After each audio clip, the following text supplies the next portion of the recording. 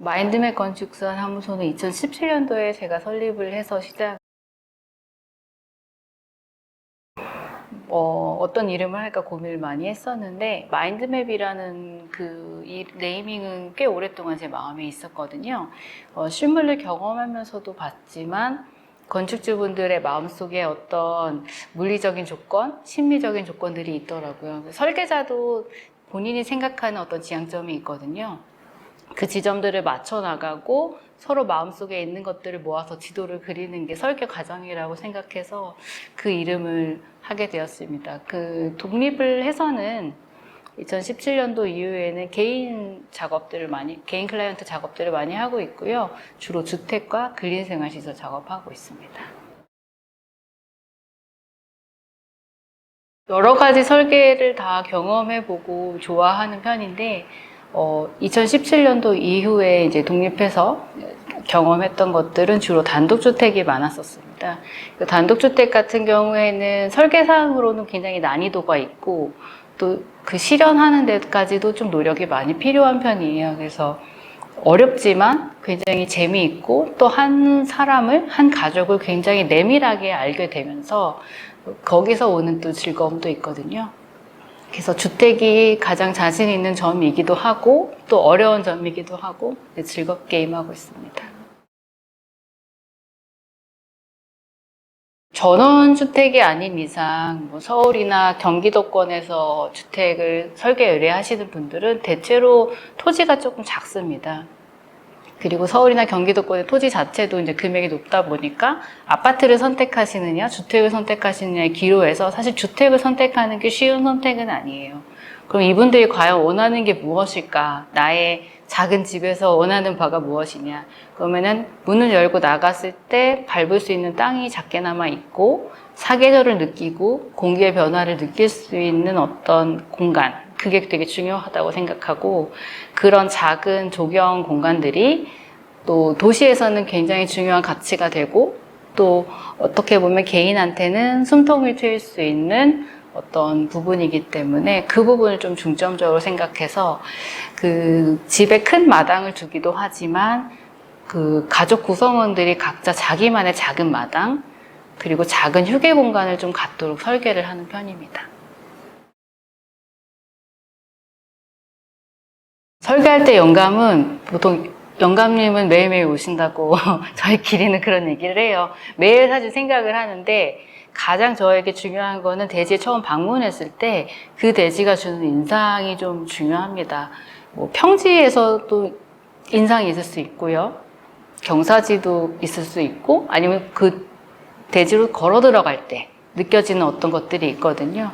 그럼 거기서 보통 이 건물의 아주 구체적인 모양까지 나오진 않지만 어떻게 앉아야 되겠다, 어느 방향을 보고 앉아야 되겠다, 이런 생각들은 좀 하게 되고, 그리고 그 이외의 경험들은 지금까지 쌓아왔던 여행이나 실무나 이런 거 했을 때 얻어지는 경험들, 그것도 그 외의 간접 경험들이 좀 쌓여서 그때 느꼈던 건축적인 인상들을 좀 설계에 녹여서 풀어내는 편입니다.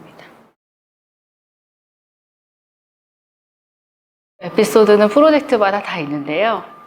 제일 인상적인 거는 아무래도 부암동 가꿈을 진행을 할 때 그 땅이 굉장히 오랫동안 비워져 있던 땅이었어요. 건물은 지을 수 있지만 사실 그 시공이나 설계 난이도가 있는 땅이다 보니까 여러 번 주인이 바뀌었고, 그래서 이제 좀 설계나 시공 과정에서 어려움이 있었는데요. 설계 자체도 좀 쉽지 않았지만 그 땅을 뭔가 공공의 땅으로 여러분들이 사용을 하고 계셨어요. 쓰레기도 버리시고 길도 내서 차도 막 주차도 하고 텃밭도 가꾸고 굉장히 했거든요.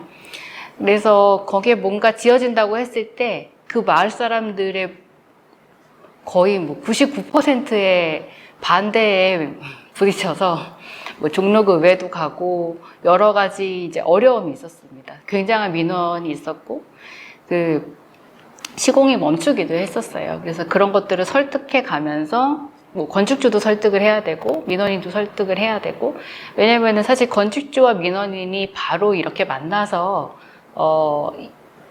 논쟁을 하다 보면 사실 이분들은 결국에 이웃이 되실 분들이거든요. 그래서 중간에서 이제 제가 설계자와 감리자로서 역할이 좀 중요하다 생각해서 중간 역할을 많이 했고, 결국에는 이제 건축주분도 한 발 물러서서 토지를 좀 더 내주시고, 마을 분들도 새로운 이웃을 좀 받아주셔가지고, 지금은 평화롭게 잘 지내신 걸로 알고 있습니다.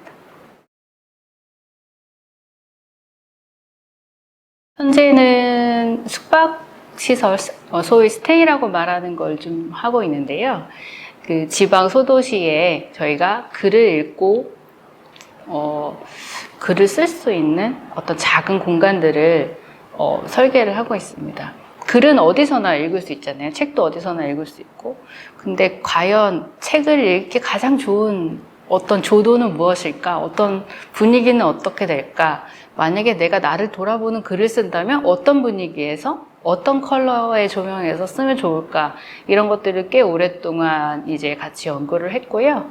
그 공간들이 좀 실제로 구현되기를 좀 기다리고 있습니다.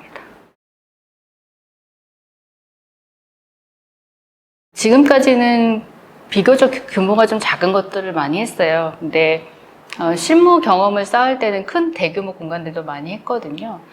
저는 뭐 작은 공간들은 사실 그 안에 들어가는 건축적인 생각이나 철학적인 사고들이 굉장히 직접적으로 보이지만 큰 공간들에서는 그걸 좀 더 유연하게 풀어내고 또 되게 많은 사람들, 보통 대중이라고 불리는 많은 사람들에게 적용하는 것이기 때문에 그거를 조금 더 옅게 녹여서 풀어내는 그런 과정들을 저는 사실 굉장히 즐거워하고, 또 대규모 공간들은 구조가 아름다워야 공간이 아름답거든요. 그래서 좀 그런 구조적인 도전, 건축 재료적인 도전을 좀 해보기 위해서 대규모 공간도 설계를 하고 싶습니다.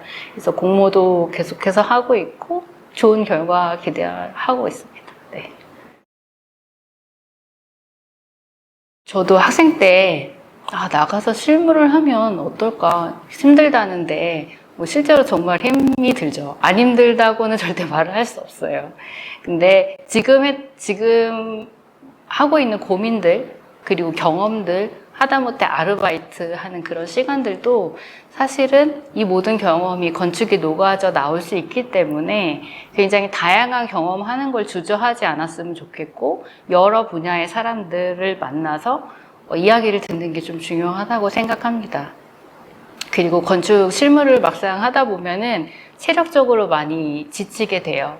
근데 사람이 정신의 건강과 육체의 건강이 굉장히 밀접한 게, 체력이 떨어지면 여기까지만 할까? 이만큼만 하면 안 될까? 하는 생각을 정말 많이 하게 되거든요. 근데 그 한계를 좀 뛰어넘기 위해서 개인적으로 체력 관리도 좀 열심히 하면 좋겠고, 그리고 스트레스 관리를 위해서 좀 즐겁고 건강한 취미생활 가지시기 바랍니다.